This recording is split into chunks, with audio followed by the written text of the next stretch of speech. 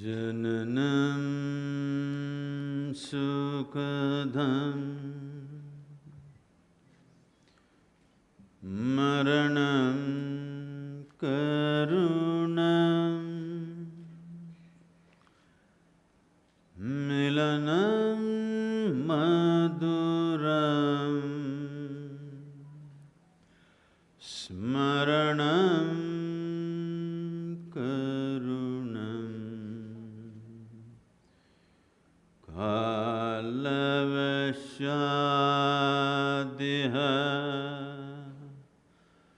sakalam karunam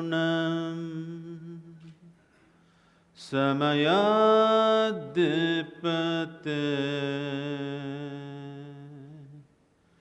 akilam karunam.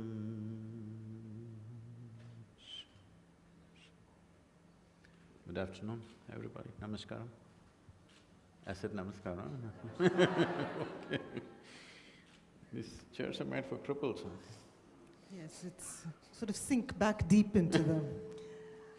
Sadhguru, I'm going to just start by asking you a question that I think I've asked you innumerable times in the book, but it's one of those questions that I've found Sadhguru has a new answer for almost every time I ask him the question, so I'm going to start with that, which is really, why? Why this book at this point in time? What for you was the urgency of Adi Yogi at this particular juncture? And is it seems, I think, to many of us that Shiva has become a figure of an iconic figure in many ways for this century. He seems to be a figure that resurfaces in fiction, on television, in every possible way, in one way or the other. Why does he seem to be in vogue?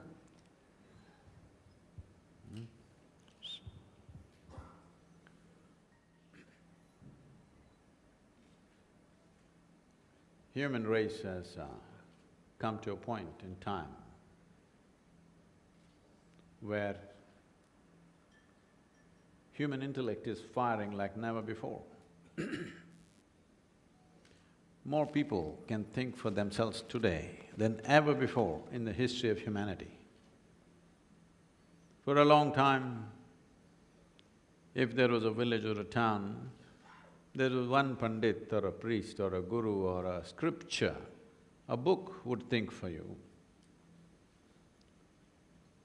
I know, I'm sorry, many of you writers.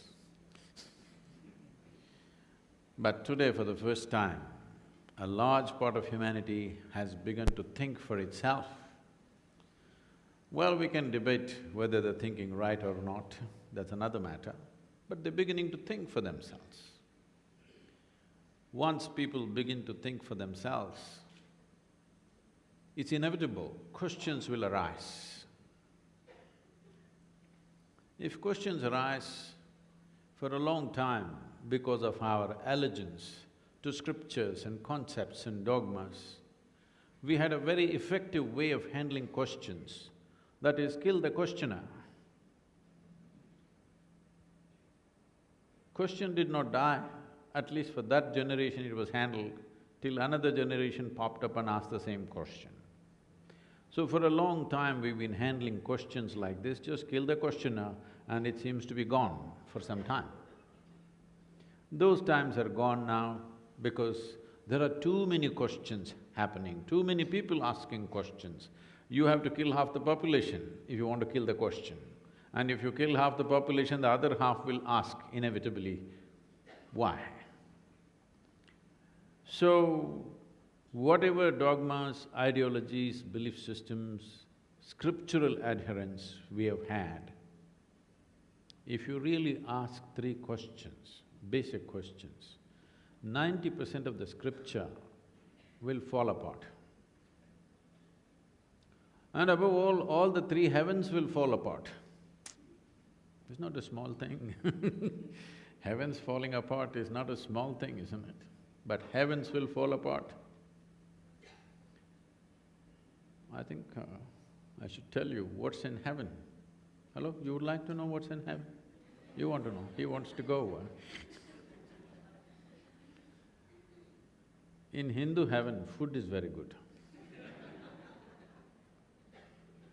In another heaven, there are these white-gowned ladies floating around in the clouds.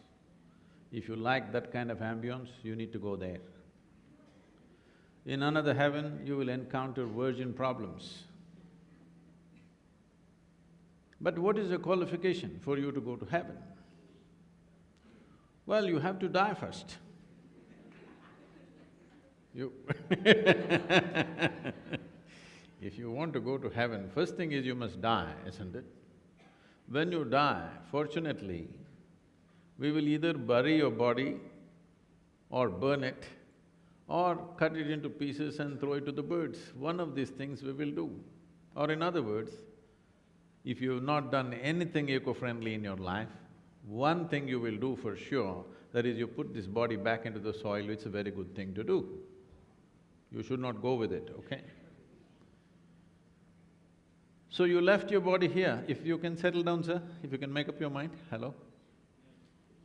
Which seat to sit in, if you can make up your mind, please. So you went to heaven without your body. Now what do you do with good food and virgins? You have no body. How will you eat the good food and what are you going to do with the virgins? You know, in heaven, in Hindu heaven, there are vessels where it doesn't matter how many people eat, still there will be food full. Obviously, when you don't have a body. And in another place there are virgins and virgins. Yes, of course, they will remain virgins because no man went there with a body. So I'm saying if you ask three questions, all heavens will collapse, 90% of the scripture will collapse. So that time is coming soon. If you don't dare to still ask questions, your children for sure will ask questions. When they ask questions, your heavens that you've been promising for ages will collapse and scriptures will collapse. Already it's collapsing in a big way. In most people's minds, heavens have already collapsed. That is why they are on drink and drug, because they know there's no better place to go. But if you are dead sure that there is a better place to go, you must go today, isn't it? Hello? If you're so sure that there is a better place to go, you must live today. So that time has come when empty promises, weird explanations, belief systems will not work. So time for Adiyogi has come because our scientific approach to the very basis of who we are, the very nature of our existence. The feedback is coming back too much. Can you take care of this, please, somebody, wherever is the audio? The very basis… is it okay for you, the audio? It's good for you. Then I think it's only these two things, if you can control it a bit. The very basis of your existence, which is unanswered. It's very natural for human intelligence to ask this question, what is the nature of my existence? Where do I come from? Where do I go? What is this all about? Ready-made answers, you will go to heaven, you will go and sit in God's lap, is not going to work for future generations. If you are so sure you have an appointment with God, I think you should not postpone it. So, because human intellect is firing like this, at last, after thousands of years, time for Adiyogi has come. Adiyogi belongs to the future, not to the past, because you will see he will live and dance in future generations, because it needed a certain fertile intellect to be able to absorb what he had to offer. It took nearly 15,000 years, but he is patient. Because you have heard, he either still, absolutely still, timelessly still, or exuberantly dancing. He dances here and there, but you will see he will dance in a big way on this planet, the coming generations. Sadhguru, you speak of him very often as a dimension, that which is not. At the same time, you speak of him as the very first yogi who walked this planet. And in the book, you speak of him in a bewildering variety of ways. You speak of him as your 50% partner. You speak of him as your sidekick. You speak of him most recently in a poem called Profoundly Alone. You speak of him as the companion who abandoned you. Who is Adi Yogi?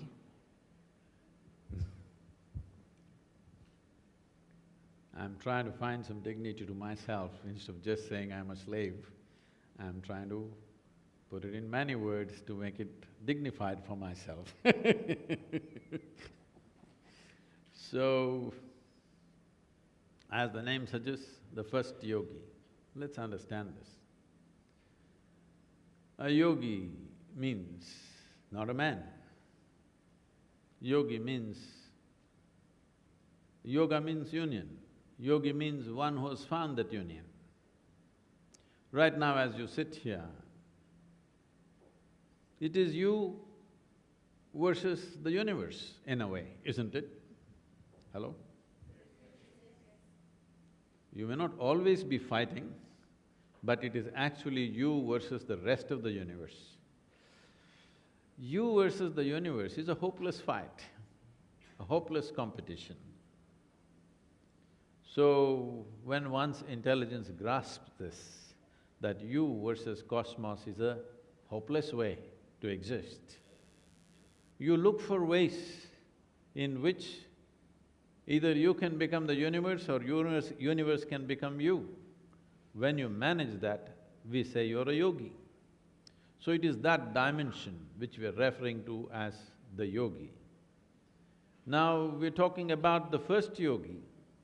Maybe, I'm saying, maybe there were yogis before him, but they never bothered to teach us.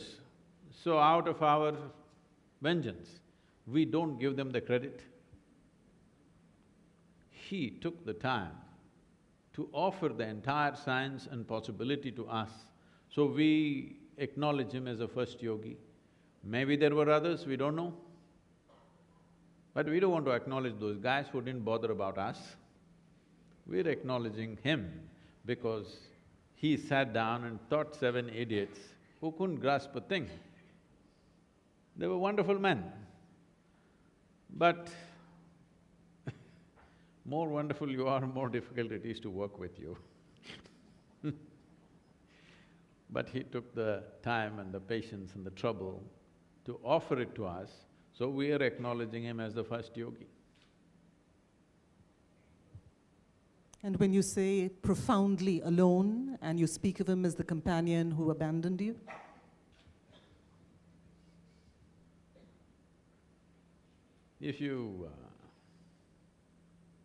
We're not talking about loneliness, we're talking about being alone. I'm alone in this existence means, in some way the existence has become a part of me. Only I exist. When only I exist, obviously I will be alone. So, but it's very profound. Usually when people are alone, they become depressed, they become lonely, they feel abandoned by the world or people around them. It doesn't matter, people feel alone even if they lose their money, you know. If they lose their phone, they'll feel terribly alone today. So, we're not talking about that kind of aloneness, we are talking about aloneness that's come out of union. So it's very profoundly alone. In the book, you make a distinction between spirituality and mysticism. We use the word mystic quite liberally. We introduce you as a mystic. But I think for many of us, some of these distinctions between the word mystic, saint, sage, these are blurred distinctions. We use them interchangeably. What would you say is spirituality? What is mysticism? How is a mystic, particularly in a conference devoted to mystical literature, who is a mystic? One who is not a mystic.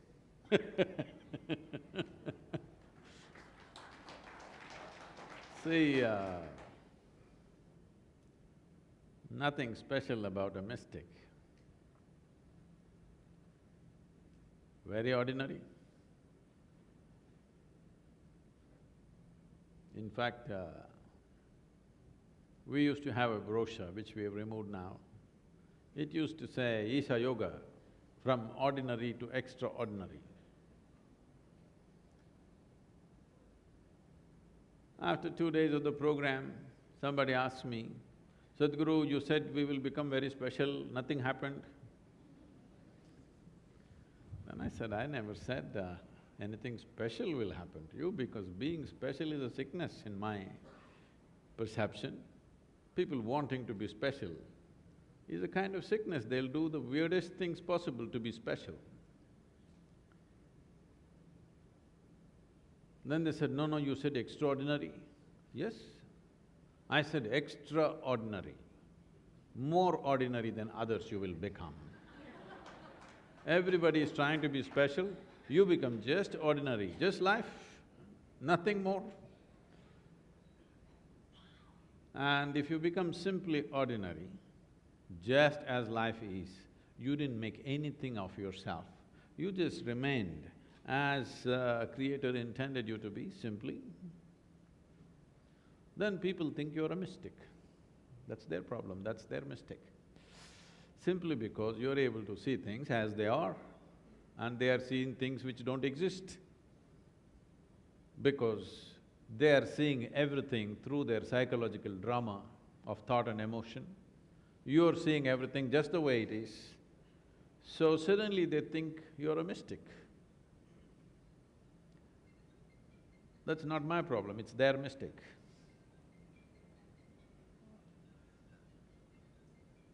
See, I told you, you will feel very lonely without your phone.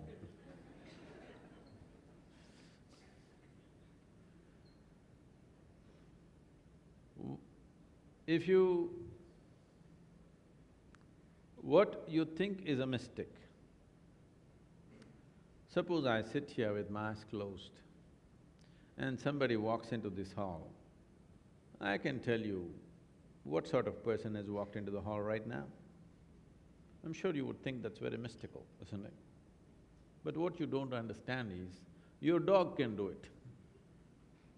Your dog is sitting under this chair, somebody comes at the door, he knows who has come. Yes or no? So it's a bit doggy.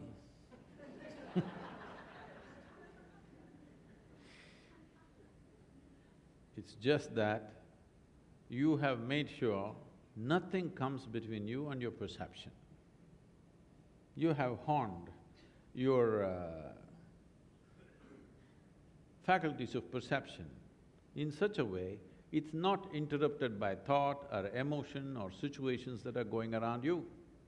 Drama is happening all the time, but you're untouched by the drama, and both the outside social drama and the psychological drama, you're untouched by this, you're able to perceive everything just the way it is. That means without making mistakes, you're perceiving everything as it is, so you become a mystic. Mysticism means it is just a longing to know. This is not something that happens by intent, it's a natural consequence of human intelligence. This evolution has delivered us at a certain place where we cannot be without knowing. Yes? If there is something that you do not know and you realize you do not know, the very innate nature of your intelligence is such, it wants to know. Now, when you want to know, if you do not have neither the commitment nor the courage to seek that which you do not know, you will believe something. Well, all you're looking for is an authority. The authority may be a guru, maybe a scripture, maybe a messiah, or maybe an unseen god somewhere in the clouds. But essentially you're looking for an authority so that what you do not know, you can pretend that you know. You'll arrive at it in so many different ways. This happened, I can tell you a joke.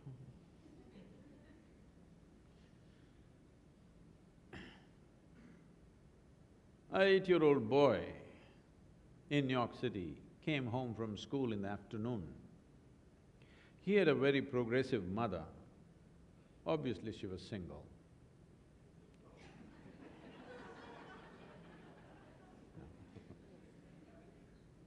I said, it's only a joke, okay?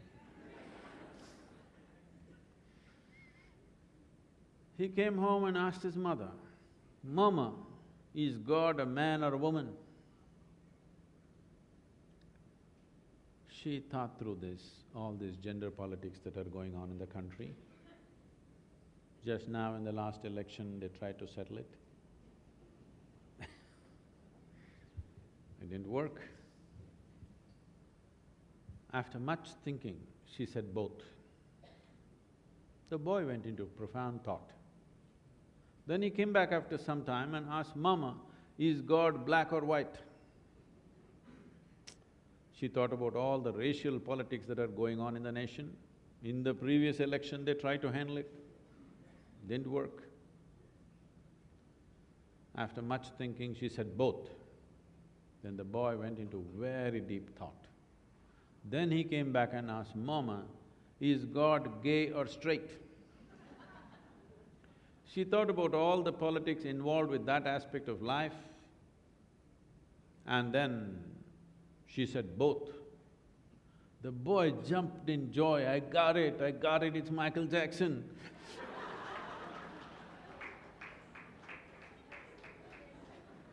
I don't know how you arrived at yours. It's just that it has to be spoken, usually, at least a dais 2 feet higher than your chair, or from a mount, or from the cloud, always like this. It's never transmitted like this, you see. Hello? Always like this. Upperwala. Talking so much about Upperwala, I want to tell you, in this cosmos, you do not know what is up and what is down. Are you capable of knowing? You're on a round planet and the damn thing is spinning all the time. Inevitably, you're looking up in the wrong direction, aren't you? Hello? What do you think Australians are looking up at? So, the moment you ask a few questions, all the fake authorities that you have created in your life and try to sustain yourself unseeking, this is all your tricks to see that your intelligence doesn't bother you and freak the hell out of you, that you don't know the fundamentals of life. You know everything.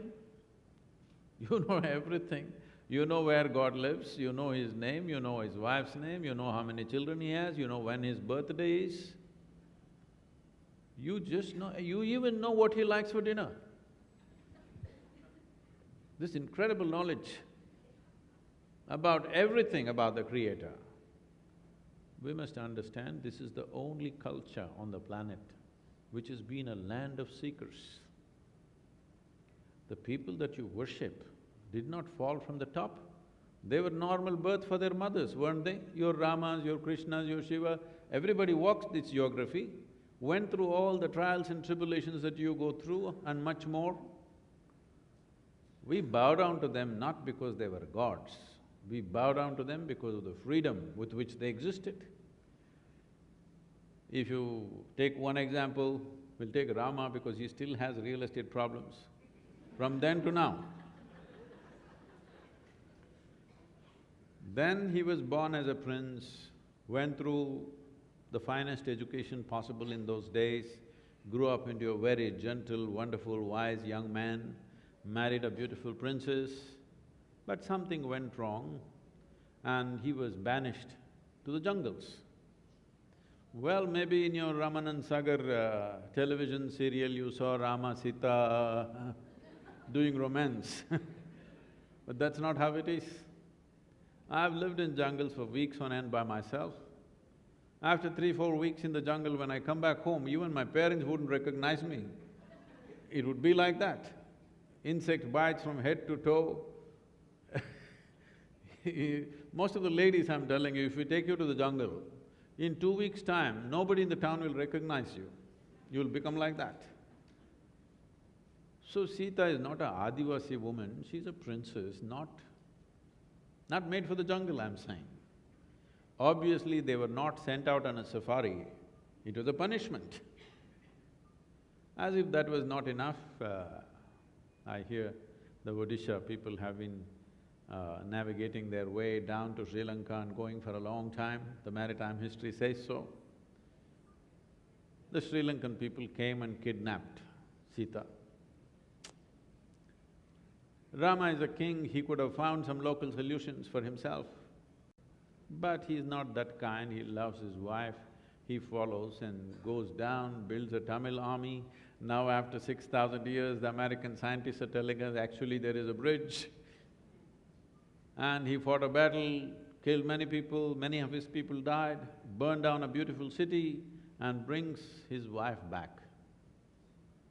Then a little time, she's fully pregnant, again something goes wrong and he sends her to the jungle once again. If something truly terrible has to happen to you in your life, knowingly or unknowingly, you kill your own children. This is the worst thing that can happen to you. Rama almost killed his own children because he did not know. When she went as a pregnant woman to the jungle, no sonogram, he did not know whether it is girl or boy or girls or boys or what the hell. He fought with these boys, tried to kill them in every possible way, but fortunately he did not succeed. And in the end, she dies in the jungle without him ever seeing her. You don't call this a successful life, do you? Hello? If any one of these incidents happened in your life, most people would be broken. But the man did not become bitter, did not become angry, did not become hateful. He conducted his duty of being a king with utmost balance, to a point when we are fighting for our freedom, when we want to talk about a nation well managed, we say Ram Raj. When his entire personal life was a continuous disastrous drama, the man was… not that he did not have any pain, not that he did not go through what every human being goes through for such situations, but he did not let those things affect anything that he was doing. This freedom we call Jivan Mukti, it is for that freedom that we bow down to him, not because he was a king, not because he was a success. Because in this culture, the highest value has always been mukti or moksha, never God or heaven.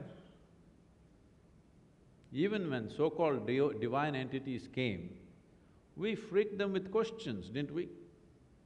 Nobody could give us a commandment. So, the best thing about Adi Yogi is, he never attempted to give any kind of commandment. Questions and questions and questions, from Parvati and the seven sages, endless number of questions. Every question he did not answer in poetry. I'm saying this because not just making it beautiful, making it very technical, scientific and logically correct, at the same time touching a dimension which logic can never touch, honing your logic in such a way that your logic will not trap you to a mundane way of living, honing your logic in such a way that it becomes the stairway to the magical dimension of life. You speak in the book, Sadhguru, about Adi Yogi as the one who is the very source of yoga, which is a science. But you also speak of him as the one who offered another science, the science of Tantra. And for various reasons, I think, Tantra is a word that many of us have perhaps have drawn our own conclusions about. It's a word that many of us approach with some wariness. Sometimes it's a word that is regarded pejoratively. We have reached a point when we can talk of an International Yoga Day, but it seems unlikely that we'll ever talk about an International Tantra Day. What is Tantra? See, they've kept some peppermint for you, not for me. There must be some good reason, isn't it?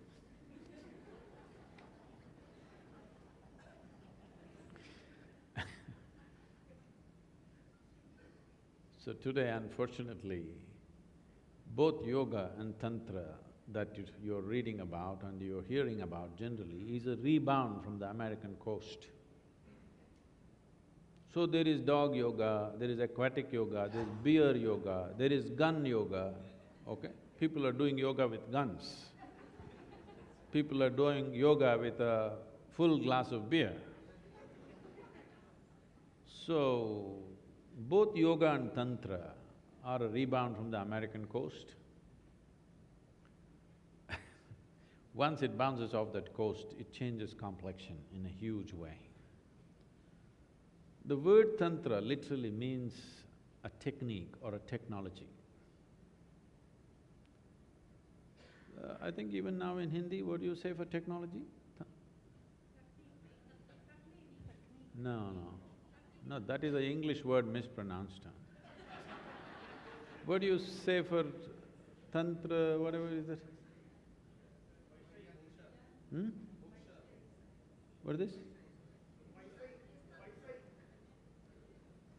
Okay. There seem to be multiple Okay, options. fine.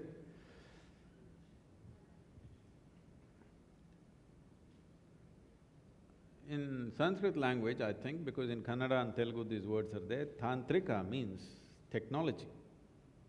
But somewhere tantric became a weird man. The word tantra literally means technology or technique. There is no yoga without tantra. But as I said, because it comes from the American coast, we have begun to understand tantra as unbridled promiscuity. If we have to separate yoga and tantra, which is not correct, it is like, let me put it in modern terms, there is science and there is technology. Science is just an exploration. Technology is practical usage of a few things that we have understood. Science is a pure seeking, which is a natural quest within human intelligence. Technology is of social consequence. Today in India, if you say science, people think it's only computer science, which is just technology. Even if there's no computer, still there is science. Because technology brings benefit, people are more ardently devoted to technology than to science. Nobody would fund science.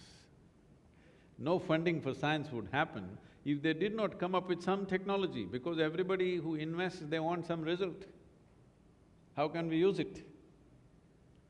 So when governments invest, or when universities invest, or when companies invest, they're not investing in science, they're only looking for technology, newer ways of exploiting the world. So yoga is a dimension of that science where it's completely internalized. When something is so totally, absolutely internalized, it needs a certain capability. If I ask you right now, many of you, some of you will be able to do this, something very simple, that if you are speaking, you also be conscious about your breath and be conscious about the various aspects of your body and then speak. You will see either speech won't come out, or you will forget about the breath, or you will forget about the body, something will happen. It needs a certain amount of effort and sharpening of one's mental faculties, because today, in modern terms, because of the nature of the education that people are receiving, their idea of mind is just their thought process or their intellect. No, mind has many other dimensions, because those aspects have not been cultivated in most human beings. It looks like it's impossible to do things, it's impossible to do two different things at the same time. People are always asking me, Sadhguru, how is that so many things you keep it going at the same time? Well, I have 12 to 14 tracks running in my mind all the time. And if I initiate something and leave it, it works itself out. Every human being is capable of this. It is just that because of the nature of education that we are receiving, we are just focused on thought process. We think thought is the biggest thing. No. Thought is only recycling of the data that you already have. That will not lead you to any greater possibility than just recycling and going into permutations and combinations of what you can do with the existing data. But if something new has to come, there are penetrating dimensions of your intelligence which has to be employed. So yoga needs a sophisticated mind. When I say yoga, I'm talking about the yoga, not the American, Western form of yoga, where twisting and turning and hanging upside down is considered yoga. If you want to do classical yoga, you need to develop a sophisticated mind. It needs a certain amount of effort, certain amount of internalization. So for those who have not worked upon themselves in that sense,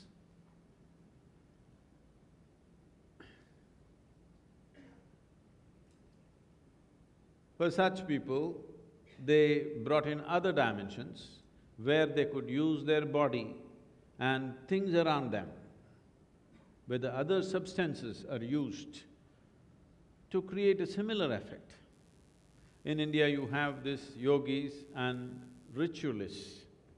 These rituals are all different aspects of tantra, generally gone bad today, but there is a certain dimension to it. This is for people who don't know anything. They also want to experience something. So you create a mass process where everybody experiences something, even though they themselves don't have the necessary sadhana or necessary sophistication within themselves to make it happen within themselves. So you do an outward thing. So generally, this is how today's classification, this is not appropriate. In today's understanding, yoga means internal, tantra means external. Yoga means you don't do anything with anything or anybody, just with yourself. Tantra means you do things with people and stuff around you. Many things are used, trees, soil, water, all kinds of things are used. Yoga means totally internalized. This is the modern understanding. Not absolutely wrong, but not technically correct either, because tantra means technology, a certain capability. Science is not a capability, it is just a knowing. Technology is a capability. Without capability, you cannot impart anything, you cannot spread anything, you cannot make it happen for anybody. So, in every aspect of yoga, there is a certain amount of tantra. But as I said, in today's understanding, we can divide it this way. If it is coming from within, we call this yoga. If you're using external substances, then it is called tantra. Does tantra take intimacy because in the book, another thing we discussed is Adi Yogi's mode of transmission to 3 sets of disciples. For the Saptarishis, he imparts yoga, and you say there that he tells the Saptarishis, the 7 sages, there is an infinite distance between you and enlightenment. To Parvati, his beloved, he imparts Tantra, and he says there is no distance between you and enlightenment. And to the Ganas, who are his cronies, he invites them to drink and dance, and he says, there is no enlightenment. What does that mean?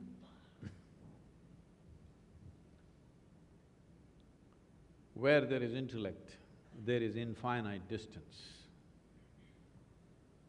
Because intellect is both a possibility and a trap. It depends how you use it. Intellect does not function by itself. It needs data. Depending on what kind of data you have and what kind of identity you hold, accordingly your intellect functions. You must see this as an observer, you must just watch 2 people arguing vehemently with each other. Both of them obviously believe they are being very logical. But you think the other person is a fool, but the other person thinks you're a fool, and it just goes on endlessly, and it can go on forever. It's gone on for thousands of years, the same things. Because intellect is a knife. I'm asking all of you, would you like a sharp intellect or a dull intellect? You must choose. I'm going to bless you right now. Sharp. So it is a cutting instrument, it's like a knife. Knife is good if you want to cut something open. Intellect helps you to dissect things and know. Maybe many of you who went to school and college, you dissected that frog or a cockroach and you looked inside, its heart was still beating and you thought you were learning something and the frog was looking at you, you idiot. You also have a heart beating inside of you, what are you looking at mine? I don't think the frog enjoyed the dissection. Hello? No. Don't think the heart was beating for you. So, dissection is one way of knowing things. If I want to really know you, shall I dissect you? Hello?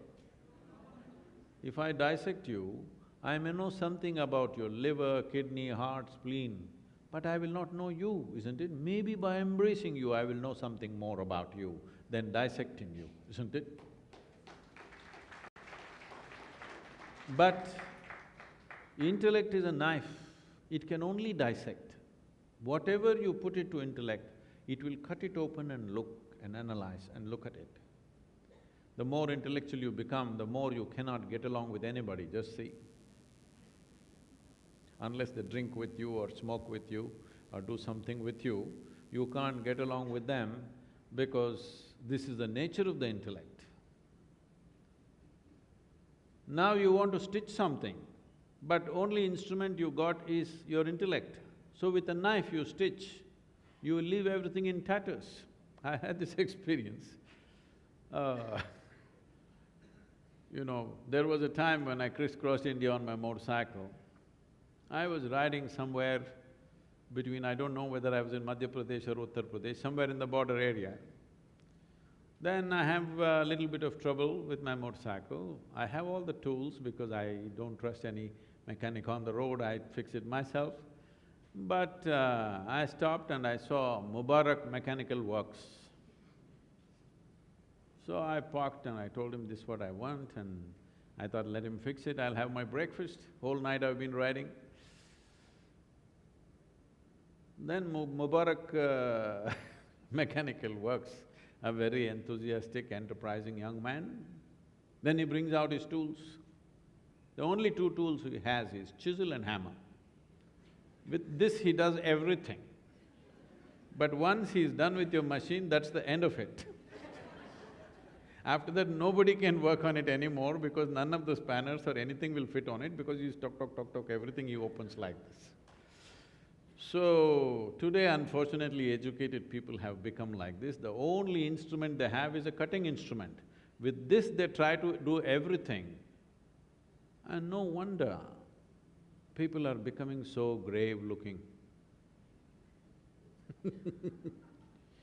When I see people walking on the street, I'm just wondering, are they practicing their last pose, you know?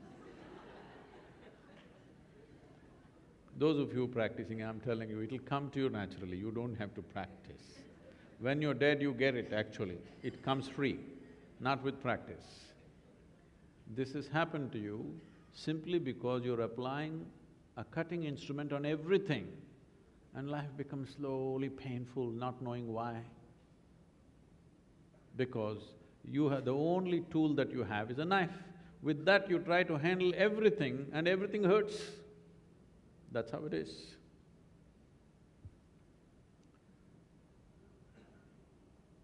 No, I had a terrible joke, but I looked at you and then I saw you're terrified, so I'll leave it. I think we should have it. We'll prepare. A young lady was complaining, her entire body is hurting terribly. She went to the doctor. So doctor said, "Where does it hurt?" "Anywhere I touch, doctor, all this. Then the doctor looked at her and said, "Okay, you come here." And he took a splice and put a splice on her finger. And then he said, "Now you touch." "Oh, it's cured, it's cured, it's cured, everything is okay." The problem was, the finger was fractured.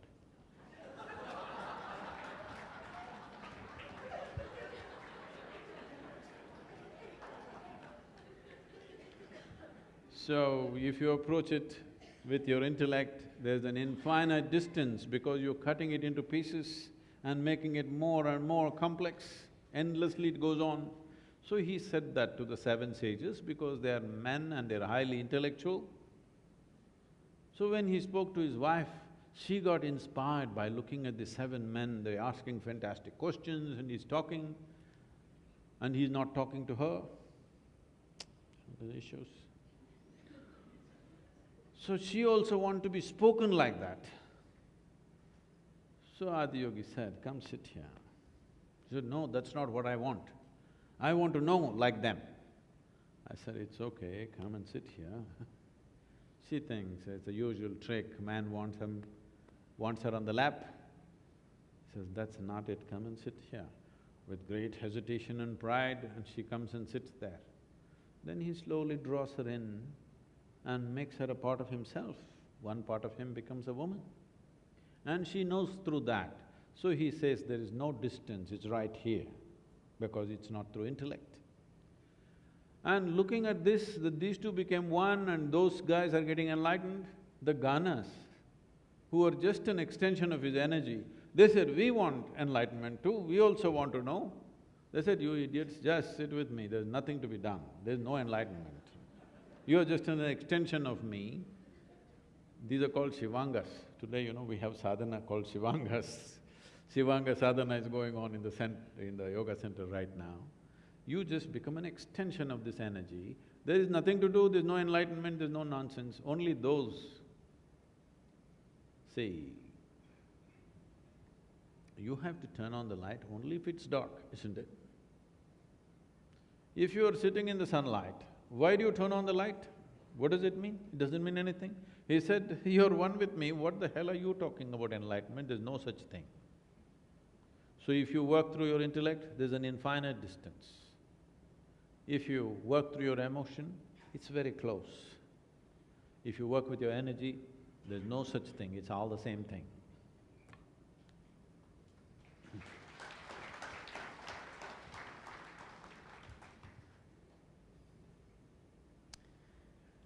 Sadhguru also talks in the book of Mount Kailash, and he speaks of it as the greatest mystical archive on the planet. And there's a point in the course of our conversation when I asked him, what does it feel like to actually be in the presence of Kailash? And I remember you said, Sadhguru, you said, when I see Kailash, I go blind. And I wasn't quite sure what you meant, but I think that sense of curiosity remains. What does it really mean for a mystic to encounter this prodigious archive? Is it the way some of us might feel when we encounter I think the a word that I library? used is a library. Library. Archive. What does it feel like to encounter a library, a mystical library? What does it mean?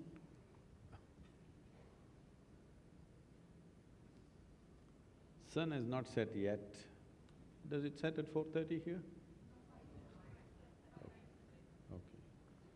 Not set yet. If you go out and look at the sun, do you see things better or go blind? When something is of overwhelming presence, you kind of go blind, but in a very beautifully go blind. Go blind means everything that you were seeing till now is gone. And you start seeing something else altogether which you never imagined possible. So Kailash,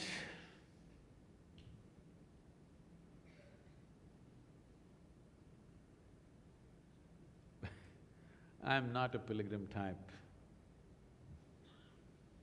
I never went on pilgrimages, nor do I visit temples or sacred spaces. If I close my eyes, I'm taken care of, so I don't do those things. Everybody was talking Kailash, Kailash. I said, okay, let's go and see. What the hell? Anyway, I'm traveling around the world, what's wrong going to Kailash? So I thought one trip we will make. One trip and one trip and one trip, I've made 13 trips in the last 13 years. I'm again going in 2018 because it's kind of mind-boggled me quite a bit.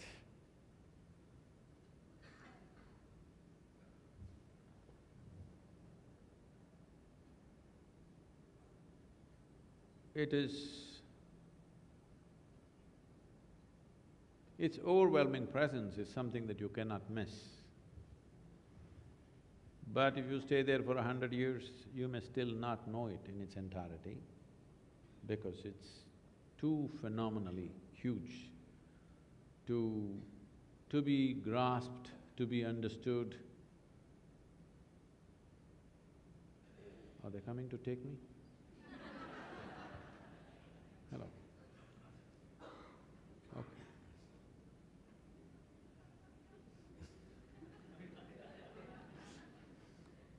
I'm just nasty, it's okay, I'm like that only. So,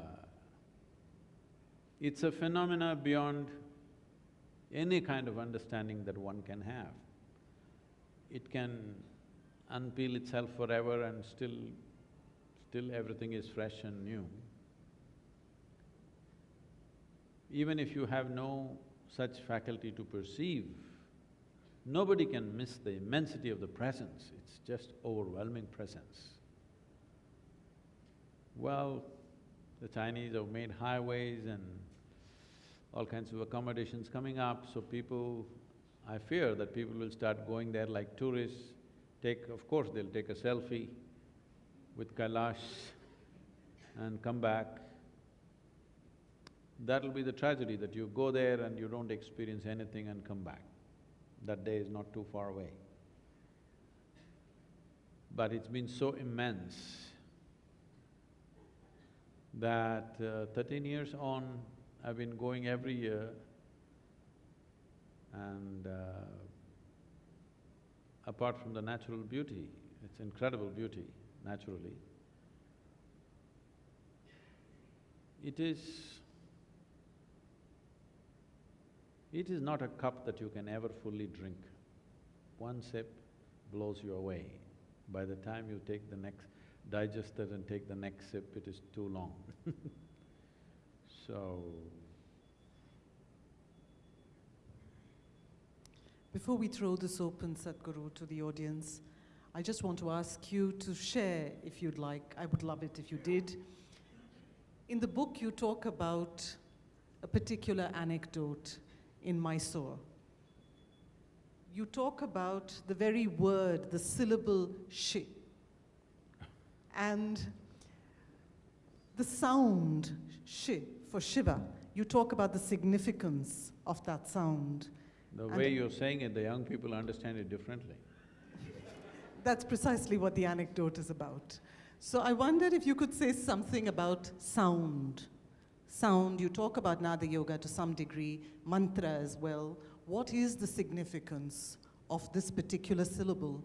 For you, what is the significance?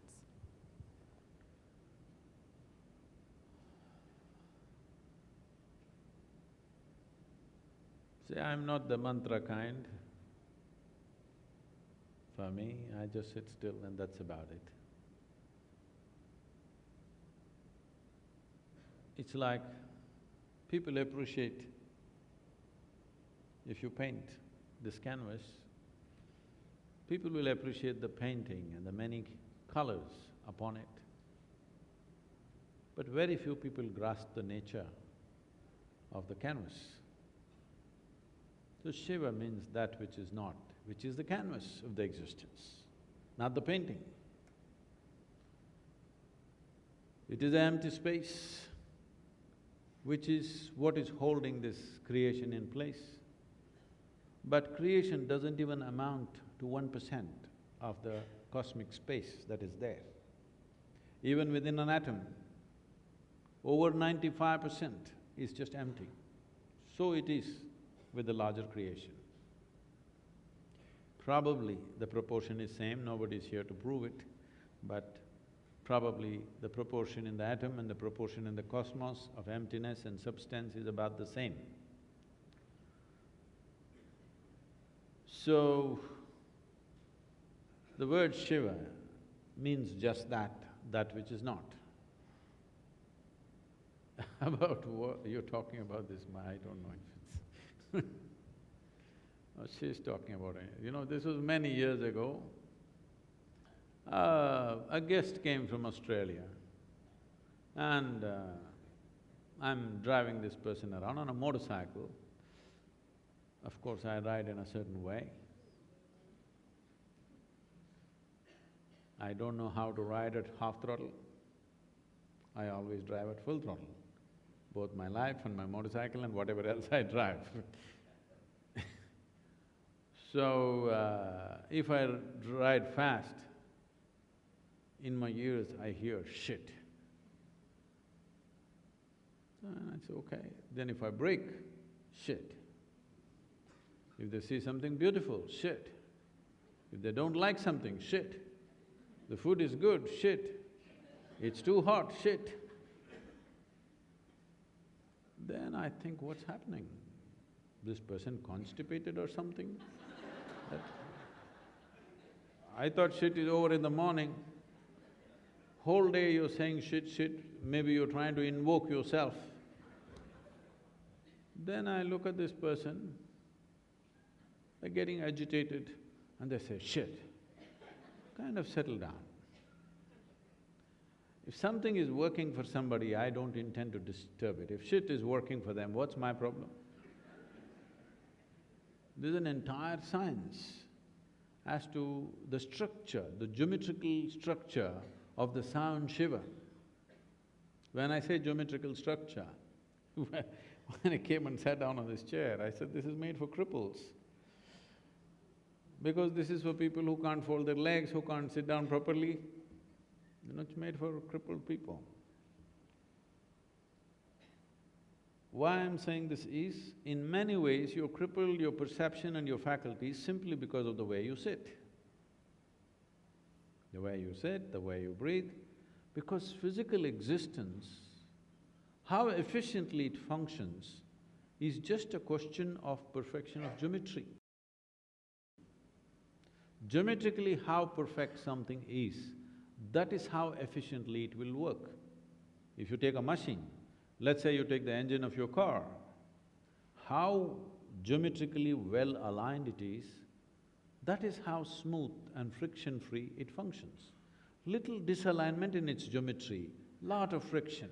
Lot of friction means inefficient function, lifespan is less, Above all, it will not live to its optimal capability.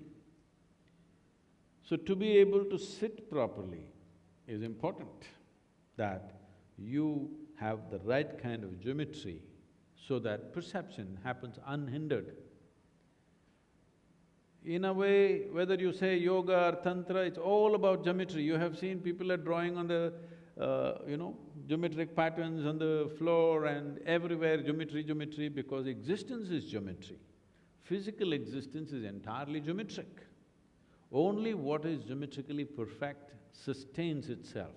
What is not geometrically perfect will fall apart. The very solar system that we are living in right now. The planet Earth is going around the sun not because there is a cable attached and it's swinging. Just geometrical perfection. If it loses its pathway even a little bit, that's the end of it. It will go away. I want you to understand what I'm saying. It's spinning and rotating with some geometrical perfection. Even a mild deflection from its path, it's finished. So if you want to function at your best, you need to be in a sustainable geometry. Only then, all your faculties will function at its best. If you sit like this, the only thing that will function is your thought and emotion. Nothing else will function. The different dimensions, the immensity of being human will not function. This is why how to sit. We spend years to teach people how to sit, just sitting, just how to sit. So when you utter the word Shiva, the geometric patterns that come out of that sound are such, it represents the emptiness, it represents the nothingness, which if you develop a mathematic for it, it would represent the empty space. That is what the sound is. So we arrived at with enormous perception, with profound perception and a very deep understanding of the science. Somehow these people in the West accidentally stumbled on this shit business. Sitting, standing there, shit. I see it's working, at least half the science they got somehow. I say Shiva, they say shit, it's working. So I said, okay, let them say it. At least halfway they're coming. Only, we have to add some time later, we'll do that. Now the devotees will get very angry. Are you trying to say shit and Shiva are same?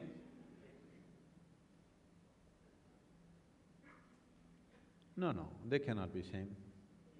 But in your mind, if Shiva is only… you react in such ways because it is just something that you believe.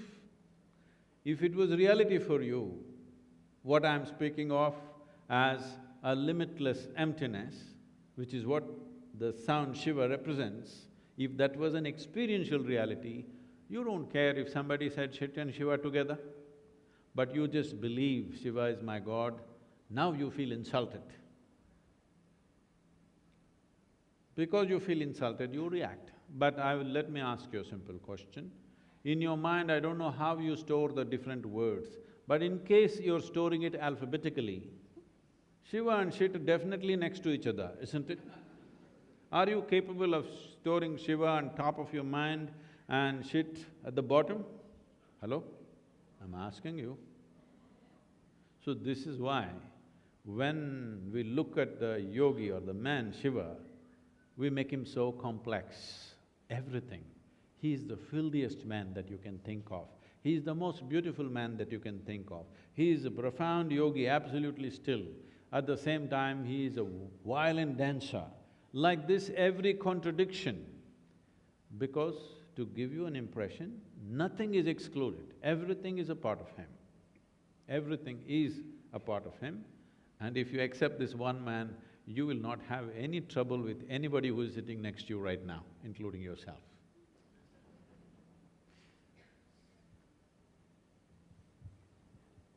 I think this is the point at which we'd like to pause and invite some of you to join this discussion. If there are questions, we have about 10 minutes for them, 10 to 15 minutes for them. Yes. Can you give a microphone to him, please?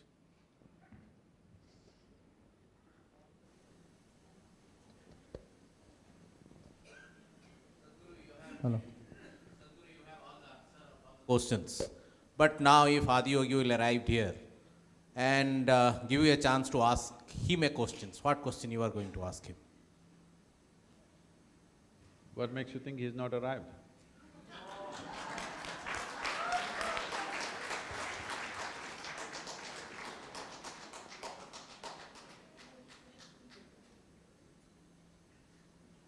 Yes, please. Yeah, please, transfer the microphone quickly, yeah? Sadhguru, I would like to ask something. Shiva is very limited and confined word. If you will use being, the evolving being is more applicable for the entire system, the human species as a whole, I believe. Can you just explain, elaborate about my perception? I didn't get that question. Being should be, instead of using Shiva, being should be more apt and elaborate for the human species as a whole, I believe. Are you agree with the word? Being, evolving being, B-I-N-G, capital letter. I should use, being should be used, capital letter, being. You're Parinam essentially… Parinam Satta, evolving being. Instead of Shiva is confined to be a regional aspiration or something like that. If you put applicable, the being is for the wider application for the human species as a whole, I believe. Can you just give some insights on this? So you're essentially saying we should stick to English language, which we are doing right now.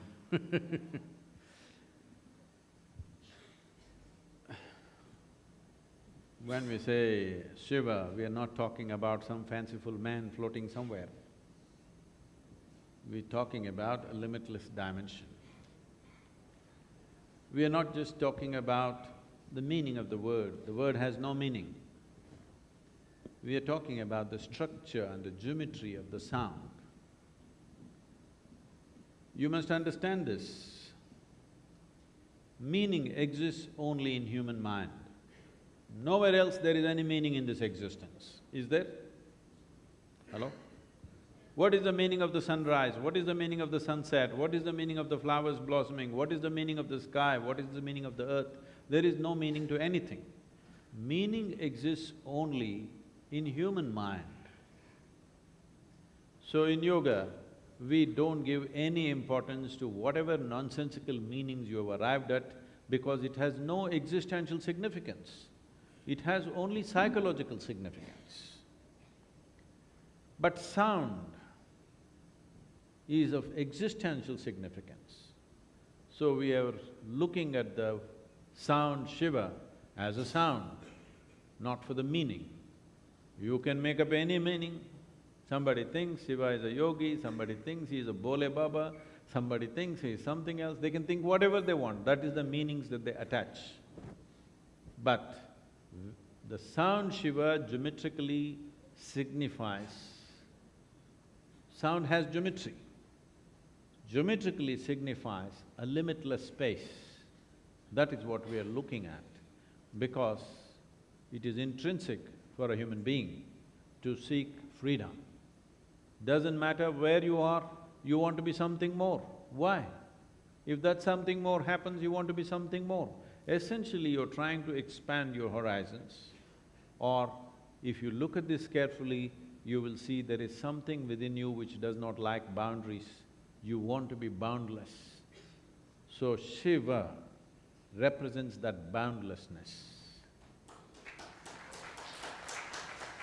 Pranam Sadhguruji. I want to ask you one question only, how to find my spiritual guru?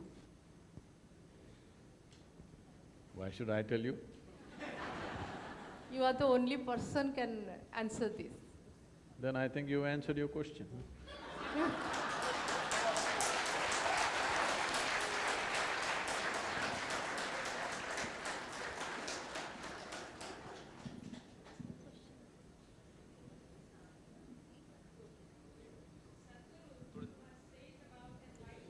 If you can wait for the microphone, please take the microphone. Good evening, Sadhguruji. Where are you? Okay. What according to you is the greatest lesson that you have learned till today from your life? I don't learn anything, huh? Really. I'm quite incorrigible. I don't learn anything. I see everything just the way it is. I don't learn anything. Because learning means making some conclusions and keeping it in your goodie bag to use it somewhere else. No, I don't want to use anything, because I have my faculties on. If tomorrow's situation or the next moment's situation is different from everything that's ever happened, I will still be at home with it because I don't go with my learnings. I have not learned anything from this life. I'm just living this life absolutely fully, knowing fully well, next moment can be entirely different from anything that's happened till now. If you have goodie bag full of learnings, suppose tomorrow's situation is very different from yesterday, what are you going to do with this stupid goodie bag? So don't carry the past with you. I know everybody is telling you, you must learn all the time, learn all the time. Well, if you are learning engineering or mathematics or science, please learn. But life, you just have to live. You don't have to learn. And anyway, let me tell you this, whether you learnt or you did not learn, anyway in the end you shall pass.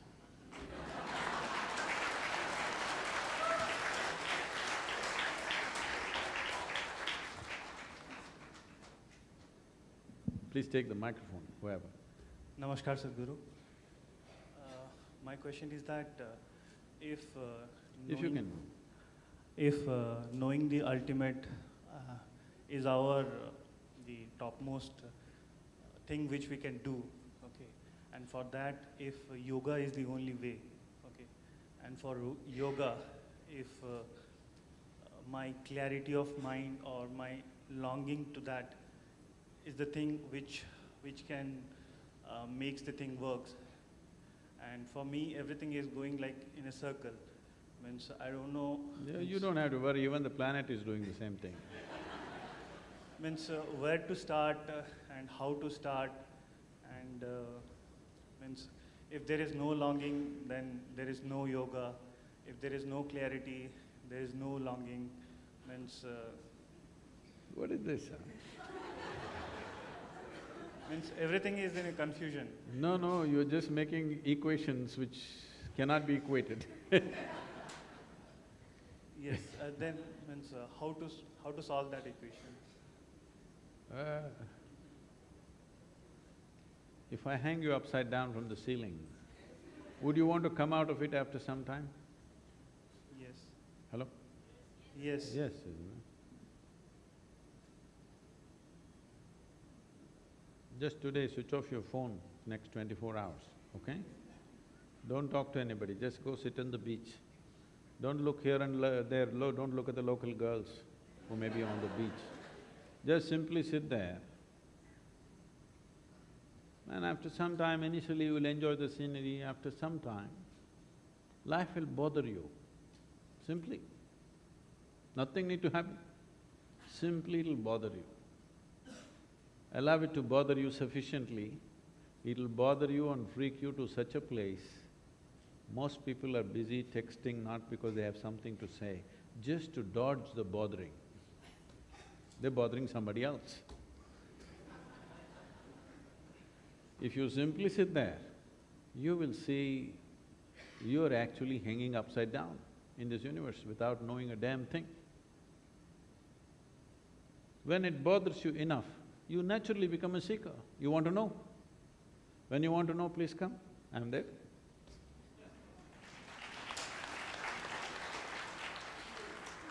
Please, you must take the microphone, whoever. Good evening, Sadhguruji. Here. No, microphone. Hello. Yes. Good evening, Sadhguruji. I have a question. A person has manifold interests in his life. Now, if one person tries to pursue one interest and the other interest deviates that person from pursuing that interest, so how to do a balance or strike a balance between pursuing manifold interests?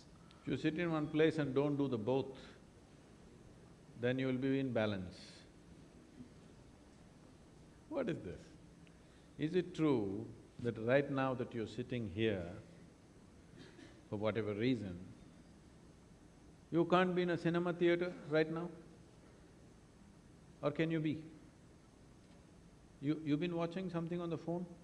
No. So you're listening to me, so you can't be in the cinema theater.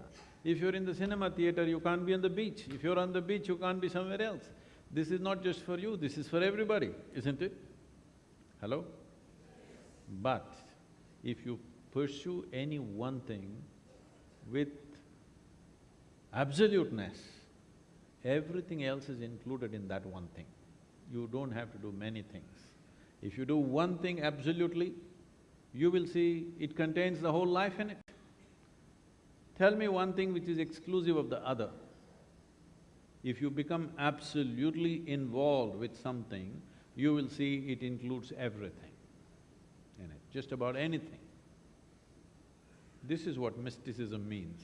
Kabir is a weaver, just weaving cloth, he realizes things. Somebody just sweeping the floor realizes things. Because absolute involvement is what is missing right now. Now you're already thinking, if I do this, if I go west, I can't go east, if I go east, I can't go west. So what will you do? You will not go anywhere, sit here and think about this and that endlessly. That is just psychological drama, nothing happens. So whatever, it's not about what you do. Whatever nonsense you do, if you do it with absolute involvement, that becomes an all-inclusive, tremendous divine possibility.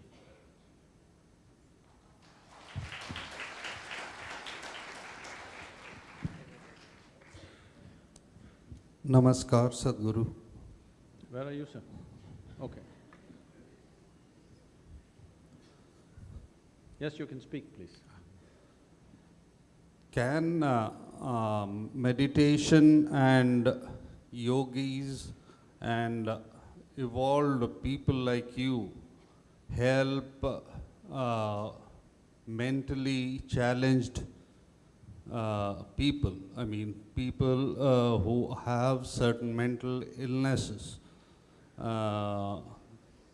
You having known yoga and meditation, can't, apart from the medical science that the No, please, if you just stick to the question. yeah, apart from the medical science, can meditation and yoga be an alternative or an additive, Okay, fine. complementary form of help for such people?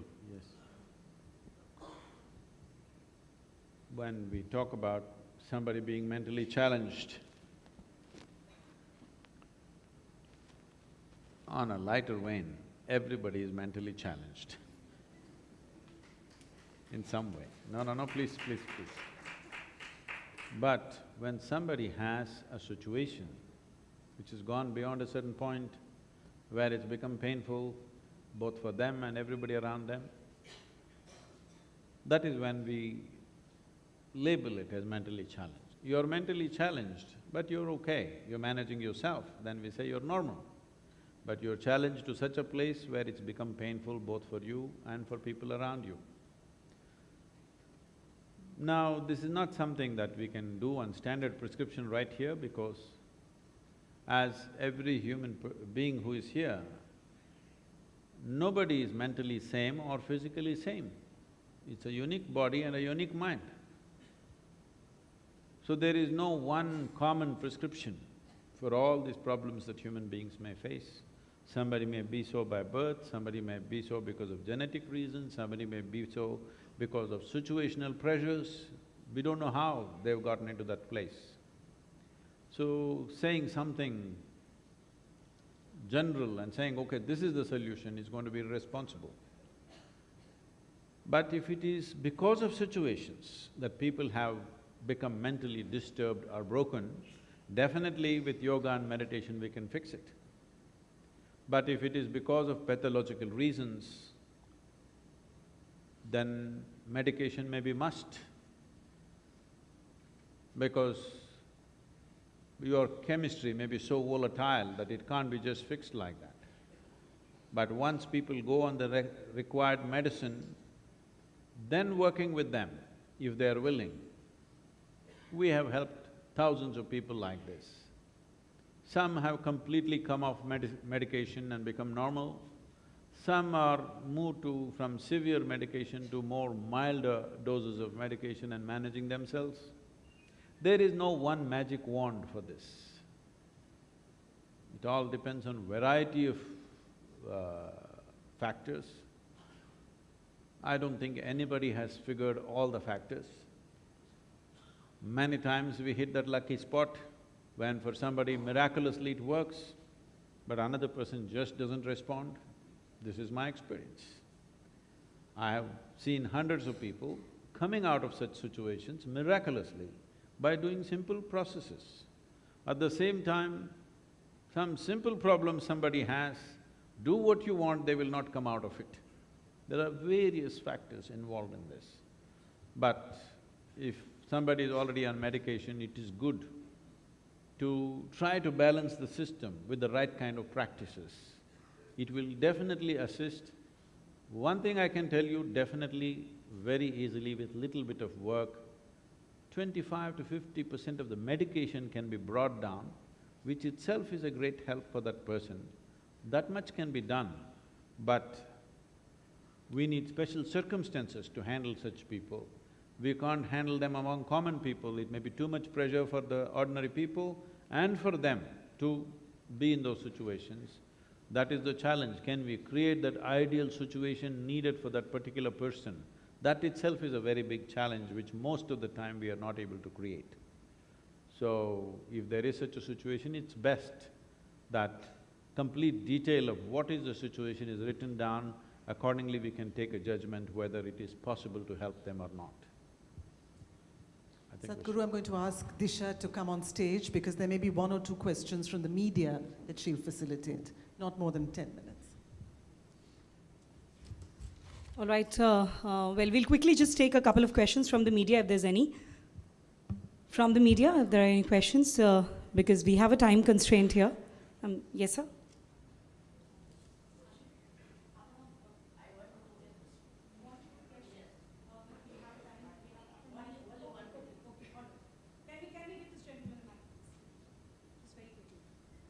We have 7 minutes. Yeah.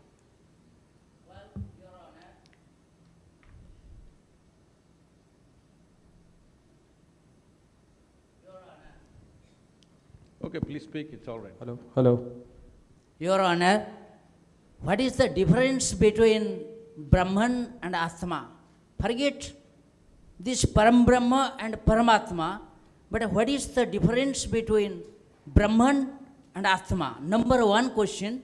And number two question is… One question. So there's so many waiting, we'll have to take one question from about you. Satya Sai Baba. Okay. I am not given to comment on any individual, so let's leave the second question. And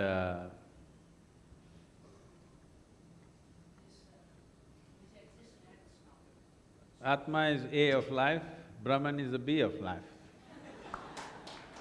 I'm not trying to belittle the question, I want you to understand.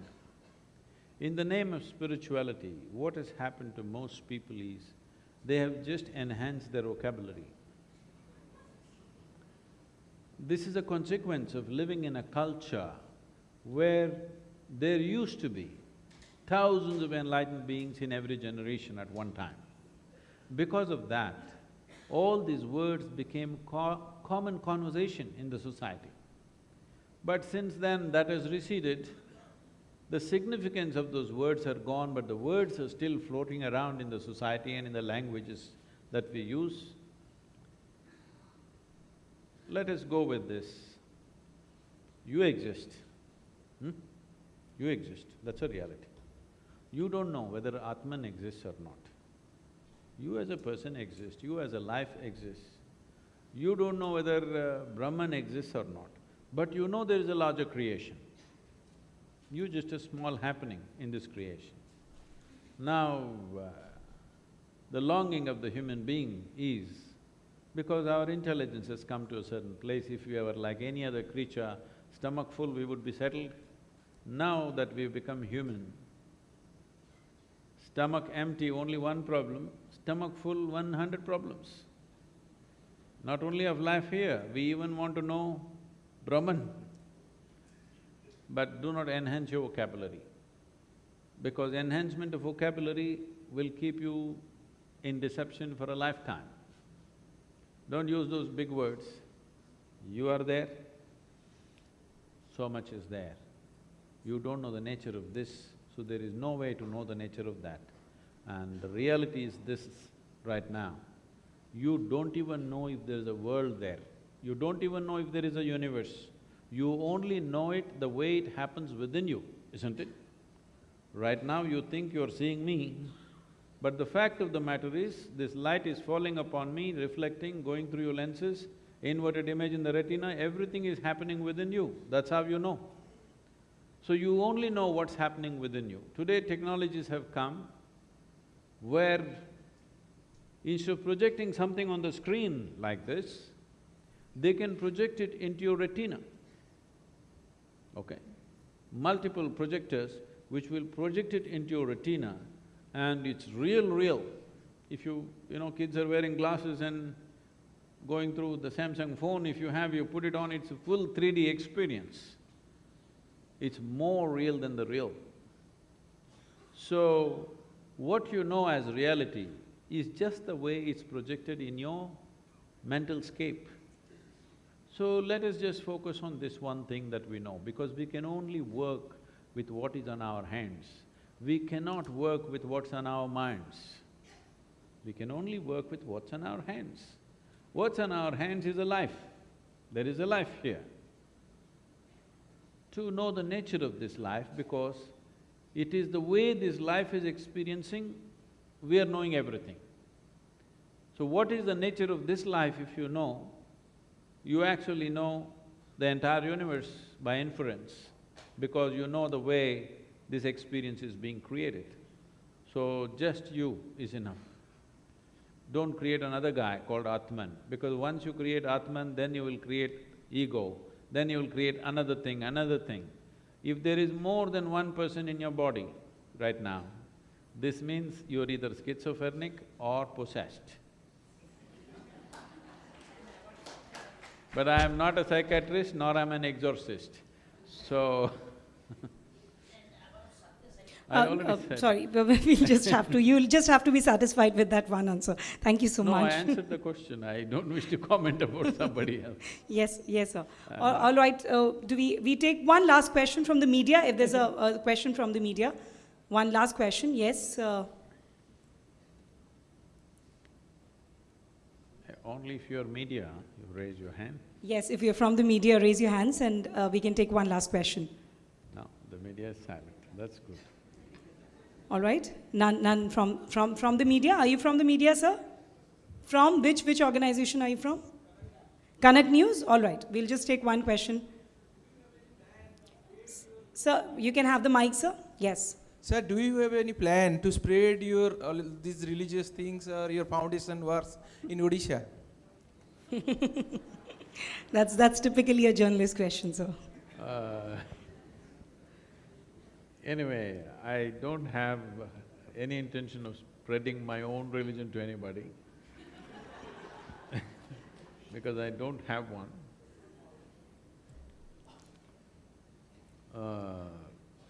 I think I am in Odisha right now.